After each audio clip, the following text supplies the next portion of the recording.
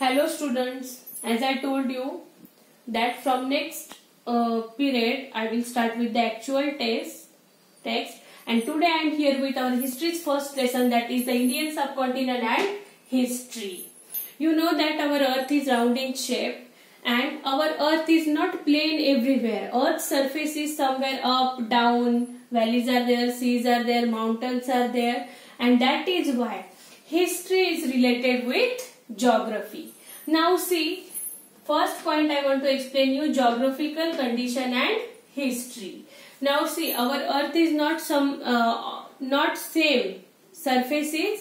Somewhere mountains are there, hills are there, valleys are there, plains are there, rivers and seas are there. So because of that, history relates with geographical condition of history. For example, if some peoples are living in the hilly region and some peoples are living in the plain regions.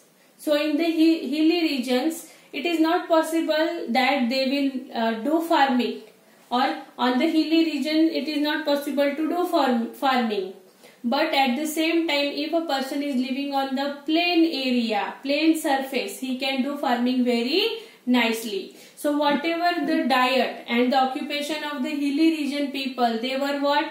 They were gathering food, hunting, collecting forest things, whatever they will get in the forest. So the lifestyle of the all people which are living on the earth, that is not same.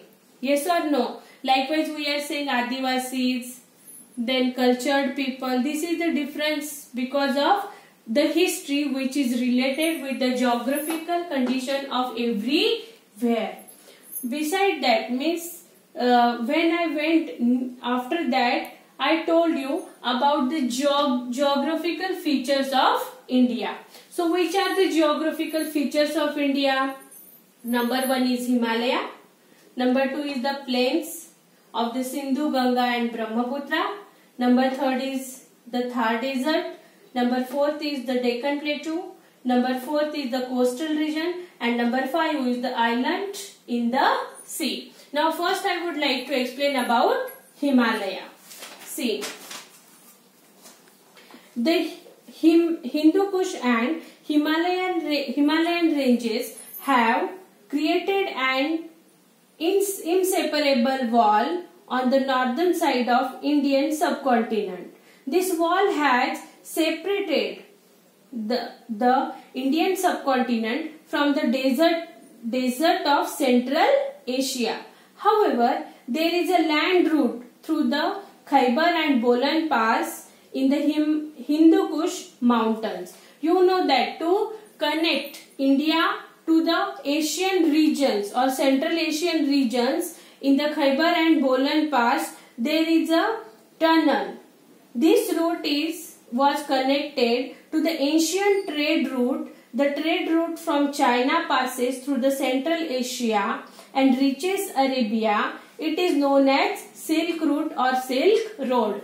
The way which is connecting Himalaya or India, ancient India, to the western is Central Asian countries, the road is known as Silk Route, which is passes through China.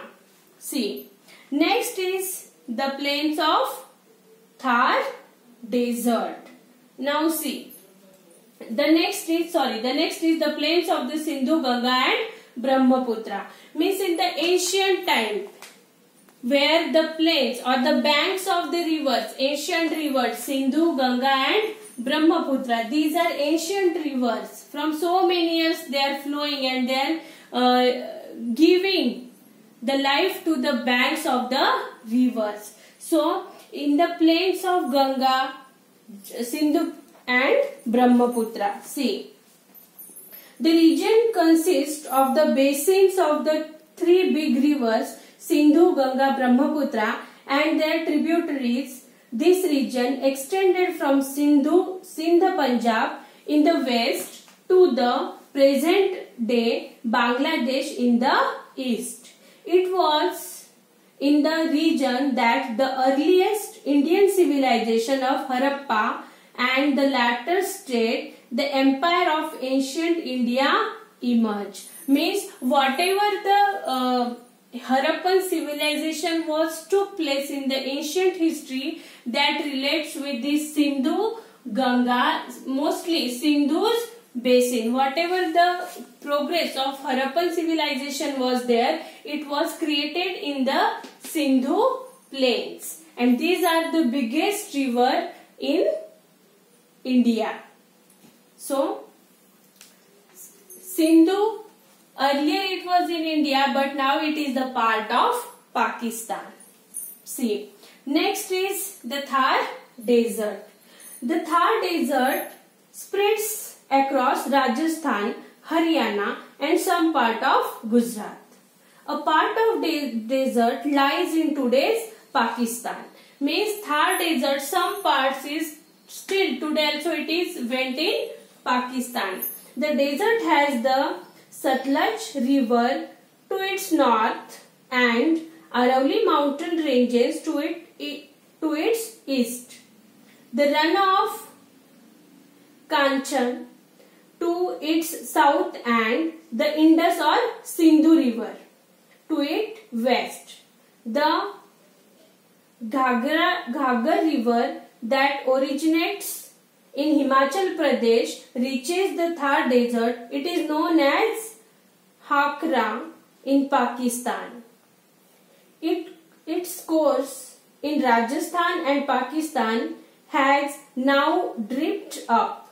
Many sites of the Harappan civilization are situated along the now dry course of the rivers. Means earlier in the Thar Desert, whatever rivers were passes, this Thar Desert is divided into India or even in Pakistan. So, I hope you understand the Himalayas, the plains of Sindhu, Ganga and Brahmaputra and the Thar Desert. This desert is very much important because half part it is in India and half now it is in Pakistan. Now the most important part, this is the Deccan Plateau. See, the region between east and the west coast of India, tracts off to the south in the region has the Arabian Sea to its west and Indian Ocean to its south and the Bay of Bengal to its east. A region thus bound by the sea on the three sides, it is called a peninsula. A major part of the Indian peninsula is occupied by the Deccan Plateau. So, Deccan Plateau, it is the part of peninsula. Peninsula means what? The three sides of a land is covered with water and one side is covered with land. At the side of Kanyakumari we can see one side Arabic Sea, another side Indian Ocean and next is what?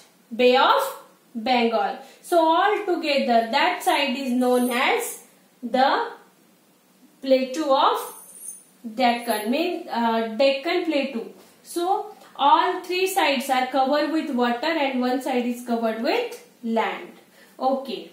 Next is the coastal regions. From the times of Harappan civilization, ancient India had trade relation with the western countries. Means when Harappan civilization was there, that time also they were having trade relation with the western countries. The trade was carried on by sea. Earlier sea route and train routes and land routes were not developed. That is why earlier or ancient transportation was mostly taken by the sea route. At that time the coastal regions were very much important for the trading center or for the business purpose. Next is the island in the sea. Now see, Andaman and Nicobar are the Indian islands in the Bay of Bengal. Lakshadweep is a group of Indian islands in the Arabian Sea. We know that in our map also, Indian map also, we come to know that in the sea, these islands were found, or these islands are marked. The location of these islands may have been important in the ancient sea trades. Means in ancient sea trade, means whatever business were done in the past or in the ancient time, these islands were very much important for the trading as the trading center. Okay, and the next is what? The next is the Indian subcontinent. Now see,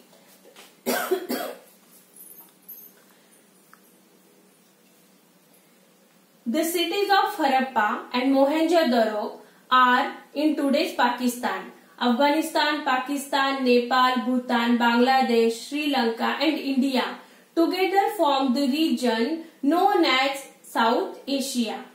Considering the expanse and significance of India in the region, it is also known as the Indian subcontinent. So whatever the ancient from ancient time, all these countries, Afghanistan, Pakistan, Nepal, Bhutan, Bangladesh, Sri Lanka and India, together they form the South Asia and it is known as Indian subcontinent. The Harappan civilization had spread mainly in the northwestern part of Indian subcontinent. China and Myanmar, our neighboring countries, are not a part of South Asia or the Indian subcontinent. China and Myanmar, they are not the part of South Asia. That's why they are not considered in the Indian subcontinents.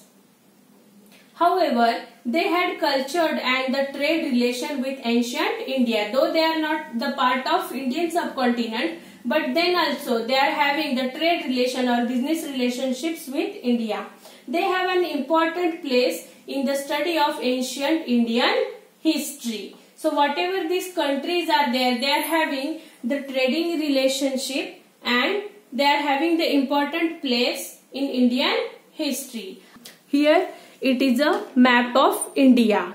Here in the brown color you can see it is Deccan Plateau. We can see from here till here Deccan Plateau is spread. Here Arabic Sea is there, here Bay of Bengal there and here Indian Ocean is there. So these three sides are covered with water and this one side is covered with land. That's why this area is known as peninsula. And even here some dots are there. See, Andaman and Nicobar islands are there which were having the nice trade relationship or business relationship at the time of ancient India.